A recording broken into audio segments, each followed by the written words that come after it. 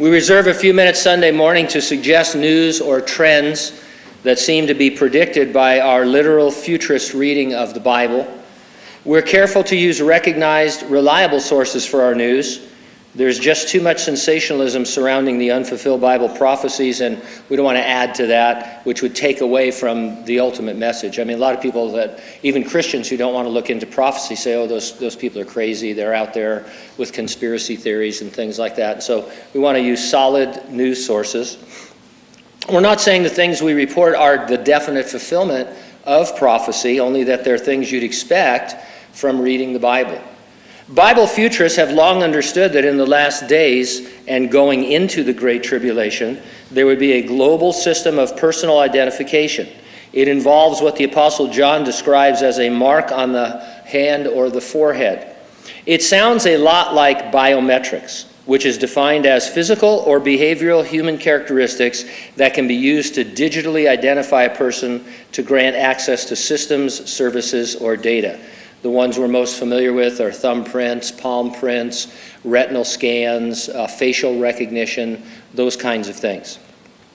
3.5 years into the tribulation, halfway into it, the man the Revelation calls the beast, who we normally call the Antichrist, is going to demand everyone swear allegiance to him. Since everyone is identified and linked to this system, refusal will mean being cut off from participating in society. A person won't be able to buy or sell anything. We therefore expect a global push towards greater and greater biometric commerce, and it's everywhere. And that's why this morning I'm just going to read from several articles just to show how commonplace this is. And so France has a health card called Carte Vitale. It allows those registered in the country's health system to get reimbursement for medical costs. New legislation is going to put biometrics in the card. It'll have a chip that contains physical characteristics and whatever else they want to put on it. School board officials in Marion County, West Virginia, have approved piloting a facial recognition security system. The live facial recognition technology is supposed to help with threat detection and visitor management in schools. Now, I think that's a good thing, right, to keep our schools safe. But just a few years ago, this kind of stuff was thought to be creepy, that there would be cameras everywhere. You'd always be on camera. They'd know who you were. There are privacy concerns. And so it's becoming more and more commonplace that we have no privacy or freedom in this area.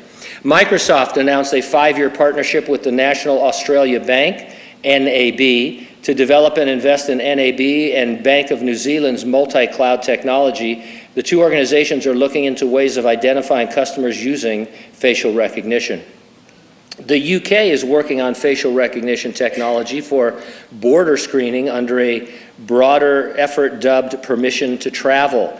The idea is to have contactless border screening. Once the technology is implemented, people traveling to the UK will be required to upload a selfie on the Home Office's website.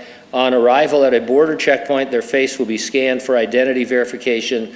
The technology eliminates the need to interact with a border officer. Reminds me of every movie where they do the scan, you know. The secret agent is sitting there and you're wondering if, did the hacker get in time to change the identity of the individual? That's the world we live in now. It's no longer far-fetched to envision a global digital system by which everyone in the world transacts all of their business. It's only a matter of when it would be implemented. Just about every country in the world is working towards more biometric identification. It's going to affect everything. If governments are successful in their efforts to eliminate cash, its citizens will be subject to their complete control. What you eat, where you live, where you can go or cannot go, all of that will be controlled by the government.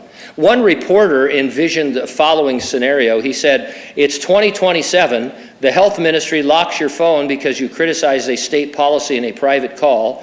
Your thermostat gets locked at 78 degrees. An email arrives indicating travel permission is denied to visit your dying mother.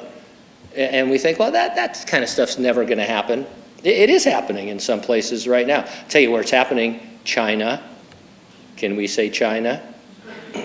But look, It's not, we're not here to get crazy about prophecy things and say, oh, we're scared and what do we do and all that. We're here to say that what the Bible said was going to happen is happening in a way that's unprecedented. And it's at a time when a lot of Christians are turning away from Bible prophecy, thinking, oh, we don't need to study that, or nobody knows what's going to happen. Yeah, actually, yes, we do. And it's coming true. And non-believers are recognizing it. It's a great time to know some of these things and to it's an easy bridge into the Bible, into a Bible discussion. When people at the office say, hey, did you see that new Amazon thing where you just wave your hand and they know who you are and it pays for everything?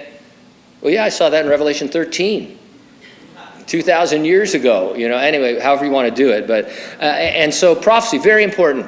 Know the times that we're in.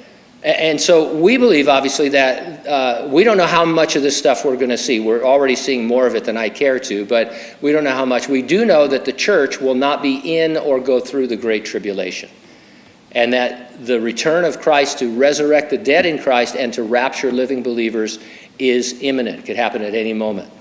In light of that, are you ready for the rapture?